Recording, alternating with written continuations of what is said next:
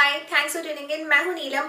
अगर आप सिर्फ एक महीने में अपने बैक फैट को सिग्निफिकेंटली कम करना चाहते हैं ताकि अगली बार आपको वो लो बैक ड्रेस पहनने से पहले 10 बार ना सोचना पड़े, तो डेफिनेटली आपको इस 15 minutes follow along back workout को कंसिस्टेंटली एक महीने तक फॉलो करना है। और उसके साथ ही आपको फॉलो करना है कैलोरी डेफिसिट, ताकि आप अपनी डेली मेंटेनेंस कैलोरी से कम कैलोरीज कंज्यूम करके ओवरऑल बॉडी फैट ड्रॉप कर पाएं और उसके साथ आपका बैक फैट भी ड्रॉप हो जाए, बिकॉज आप स्पॉट रिड्यूस नहीं कर सकते हैं।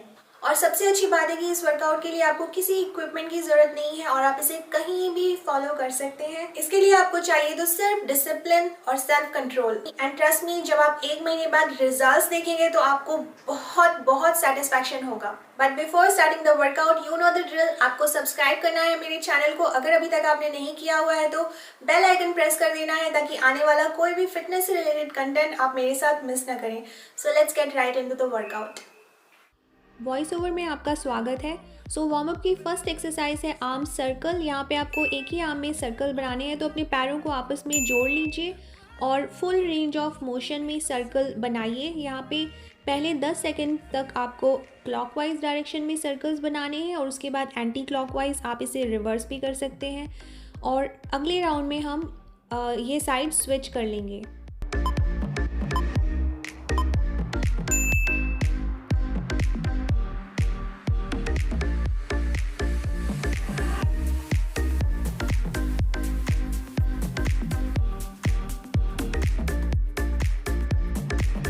आने वाली एक्सरसाइज है स्टैंडिंग कैट एंड काउ। आप जानते हैं कि कैट एंड काउ में एक काउ में हम अपने बैक को राउंड करते हैं और शोल्डर्स को आगे लेकर आते हैं, और कैट फॉर्मेट में हम अपने बैक को आर्च करते हैं और चेस्ट को आगे की तरफ लेकर आते हैं।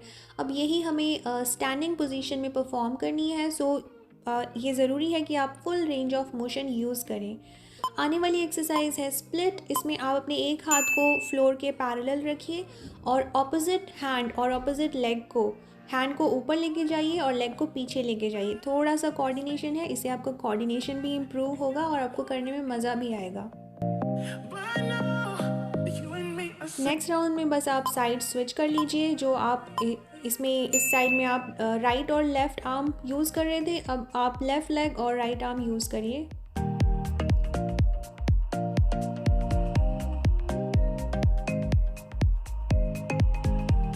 आने वाली एक्सरसाइज है राइज। यहाँ पे आपको हिप हिंज करके अपने हाथ की छोटी वाली जो आपकी लिटिल फिंगर होती है उसको एंकल की तरफ लेके जाना है और फिर ऊपर की तरफ अपने हाथों को उठाना है। याद रखिए अपने नी को बेंड कीजिए। यहाँ पे आपको शैलो स्क्वाट में एक्चुअली इसे परफॉर्म करना है और अपने हाथों को स्ट्रेट करके रखिए। नेक्स्ट है हमारा हाई नी ट्विस्ट। यहाँ पे अपने हाथों को आपको अपने हेड के साइड में रखना है और अपने नी को ऑपोजिट एल्बो की तरफ लेकर आना है, जितना आप ऊपर लेकर आ सकते हैं। बट याद रखिए स्लो एंड कंट्रोल आप इसे परफॉर्म करिए और जितना रेंज आप यूज़ कर सकते हैं उतना यूज़ कीजिए। और नेक्स्ट राउंड में बस हम साइड स्विच कर लेंगे सेम एक्सरसाइज के लिए।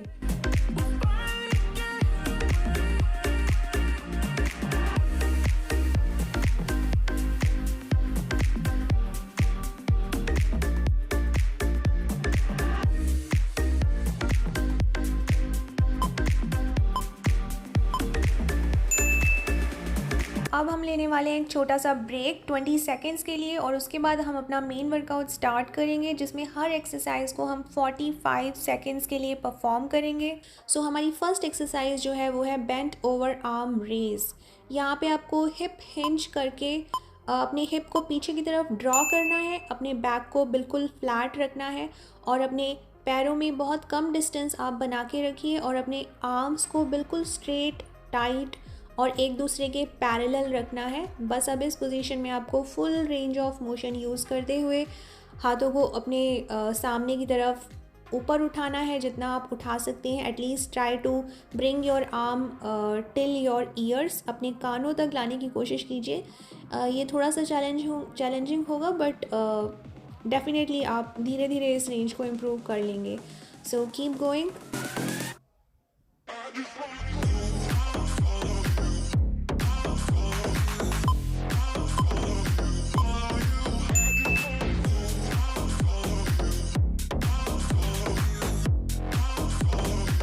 ओके, तो आने वाली एक्सरसाइज है हमारी गुड मॉर्निंग।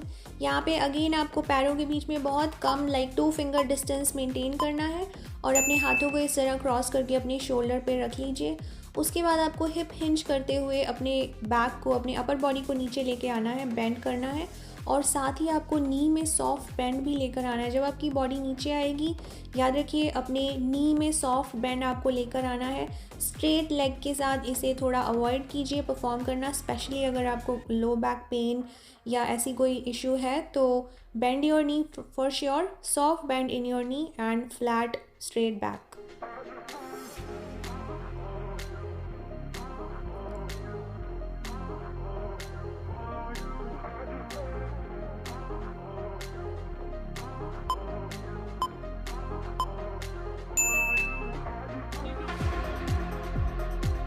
नेक्स्ट एक्सरसाइज है हमारी पाइक शोल्डर टैप। इसे परफॉर्म करने के लिए आपको पाइक पोज में आना है और वहाँ पे आपको अपनी शोल्डर्स को टैप करना है। अपने पैरों के बीच में अगर आप डिस्टेंस बढ़ा लेंगे तो आपको ज़्यादा स्टेबिलिटी मिलेगी। अगर आप यहाँ पे बैलेंस लूज़ कर रहे हैं तो अपने पैरों को जितना आप दूर रख सकते हैं, जितना आप ज़्यादा दूर रखेंगे उतनी ही ज़्यादा स्टेबिलिटी आपको मिलेगी, पर उतनी ही ज़्यादा ये ईजी हो जाएगी एक्सरसाइज। अगर आप इसे चैलेंजिंग फॉर्मेट में करना चाहते हैं तो अपने पैरों को आपस में टुगेदर, मतलब बहुत ही कम डिस्टेंस अपने पैरों के बीच में रखिए and draw your head in between your arms and keep going. Very good.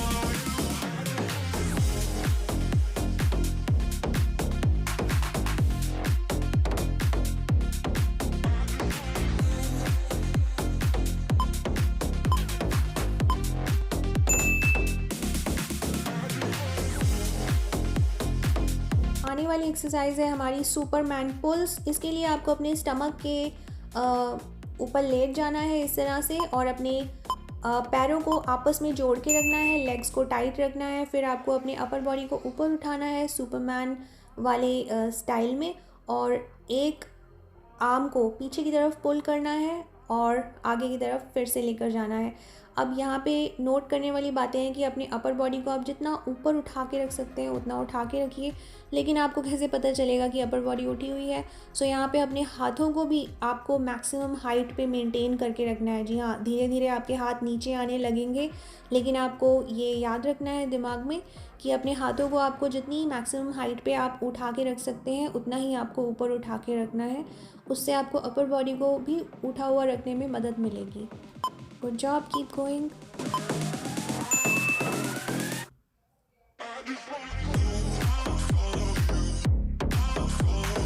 अब आने वाली एक्सरसाइज है हमारी लेग इन एंड आउट। यहाँ पे अब हम अपने अपर बॉडी को रेस्ट देंगे और इस तरह से अपने चिन को सपोर्ट कर लीजिए। नाउ आपको अपने लेग्स को बिल्कुल स्ट्रेट और टाइट रखना है, बिल्कुल स्ट्रेट और टाइट। थोड़ा सा भी बेंड आपको नी में नहीं रखना है और अपने टोज़ को अपने से दूर की तरफ पॉइंट कीजिए।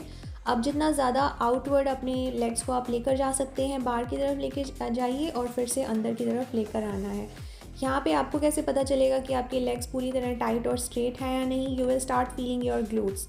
अगर आप अपने ग्लूट्स को फील कर रहे हैं, अपने हिप मसल्स में एंगेजमेंट महसूस कर रहे हैं, दैट मीन्स आपके लेग स्ट्रेट हैं।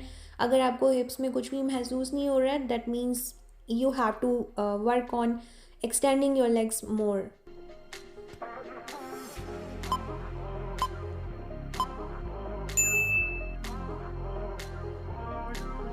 आने वाली एक्सरसाइज है हमारी नी प्लैंक ड्रॉप्स।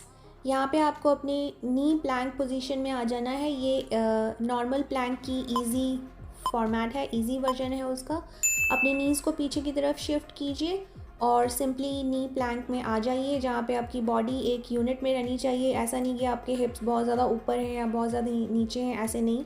अपने थाइज़ को अपने बैक के साथ अलाइन करके रखिए। उसके बाद बस आपको अपने शोल्डर्स को प्रोट्रैक्ट और रिट्रैक्ट करना है।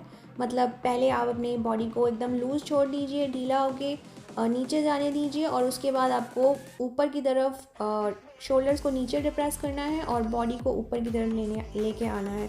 You know what I mean. और full range of motion use कीजिए। You should feel your shoulders, your upper back working over here and keep your core engage.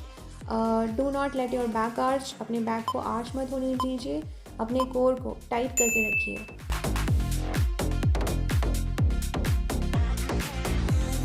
और और राइट, सो आने वाली जो एक्सरसाइज है वो है हमारी ऑल्टरनेटिव आर्म रेज।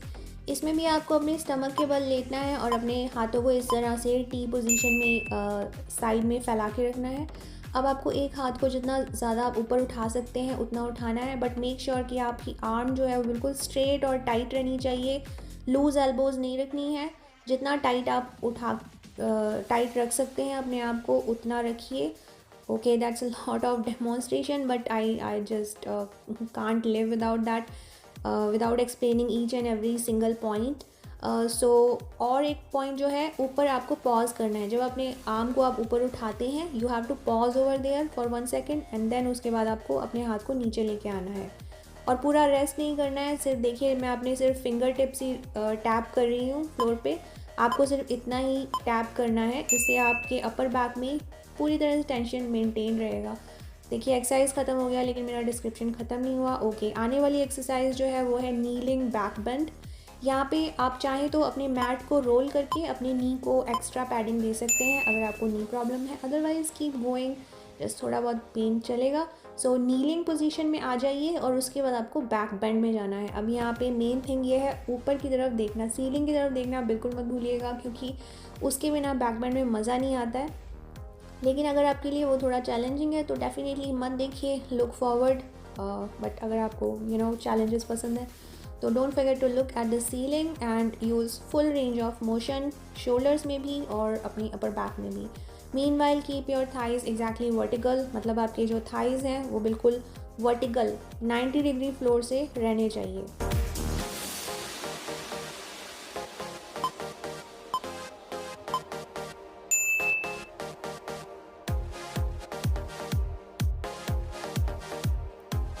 आने वाली एक्सरसाइज है नी प्लैंक शफल। ये भी बहुत इजी है। अगेन आपको नी प्लैंक पोजीशन में आना है और ऑल्टरनेटिवली सामने की तरफ टैप करना है। यहाँ पे मेक श्योर कि आपकी आर्म बिल्कुल वर्टिकल है, मतलब आपका शोल्डर बिल्कुल आपके रिस्ट के ऊपर होना चाहिए। Shoulders right on the top of your wrist and then you have to just tap as forward as you can. जितना सामने की तरफ आप टैप कर सकते हैं, अपनी कोर एंगेजमेंट को बना के रखिए। मतलब यहाँ पे आपके हिप्स जो हैं वो बहुत ज़्यादा इधर उधर मूव नहीं होने चाहिए। There should be minimum movement in your hips. Wobbly hips नहीं चाहिए, क्योंकि उससे क्या होगा कि मतलब आपने कोर एंगेज नहीं किया हुआ। अगर आपके लिए थोड़ा बैलेंसिंग में चैलेंजिंग हो रहा है तो अपने नी के बीच में थोड़ा डिस्टेंस बढ़ा लीजिए। जब आप अपने नी के बीच में डिस्टेंस बढ़ाएंगे तो ऑटोमेटिकली आपको थोड़ी और स्टेबिलिटी मिल जाएगी।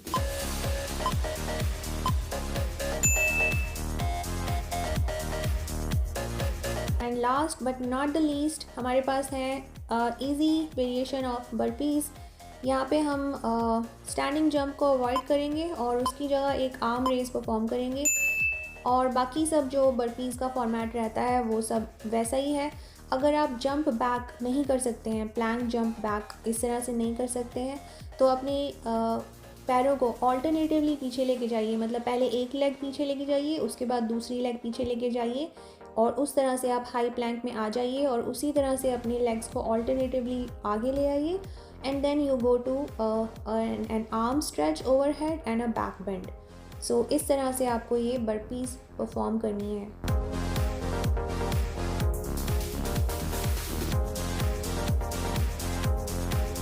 और इसी एक्सरसाइज के साथ हमारा ये वर्कआउट, बैक वर्कआउट कंप्लीट हो जाता है।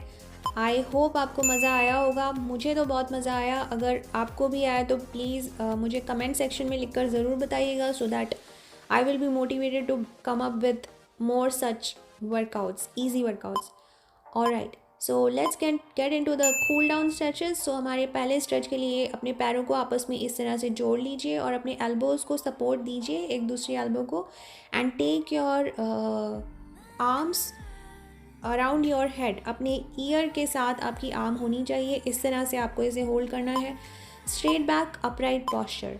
और जो नेक्स्ट आपका है वो इसी तरह से आपको फॉरवर्ड फोल्ड में जाना है। अपने लेग्स को बिल्कुल स्ट्रेट रखिए और जितना ज़्यादा आप फॉरवर्ड फोल्ड में जा सकते हैं with straight back and with this hand in the same position उतना जाइए। मैं भी ज़्यादा नहीं जा पा रही हूँ and that's very much okay. कुछ भी अपने आप को ज़्यादा आपको खींचने की ज़रूरत नहीं है। Just very easily, very comfortably you have to perform. So go to a back bend from right here and hold this beautiful stretch. I love how it looks. Really okay. Next round में आपको इसी stretch को side की तरफ twist कर देना है, मतलब इसी तरह से अपने आर्म्स को नीचे मत लेके आइए, अपने पैरों को थोड़ा सा अपार्ट कीजिए, डिस्टेंस क्रिएट कीजिए शोल्डर विथ अपने पैरों में and just twist to one side with raised arms. Again upright posture, जितना आप अपने आप को टॉल दिखा सकते हैं ऊपर की तरफ खींच के रख सकते हैं, खींचिए, रिलैक्स मत होइए यहाँ पे क्योंकि थोड़ा सा ही वर्कआउट बाकी बचा हुआ है। So no relaxation, just put all your effort into this switch side in this round.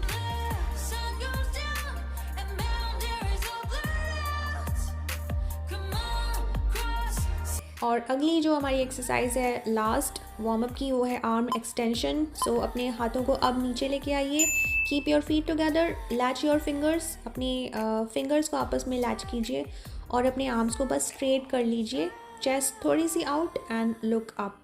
Very good. So इसी के साथ ही हमारा ये वर्कआउट, बैक वर्कआउट कंप्लीट हो जाता है। Please make sure to give like to this video and subscribe to my channel and thank you so much for giving your time.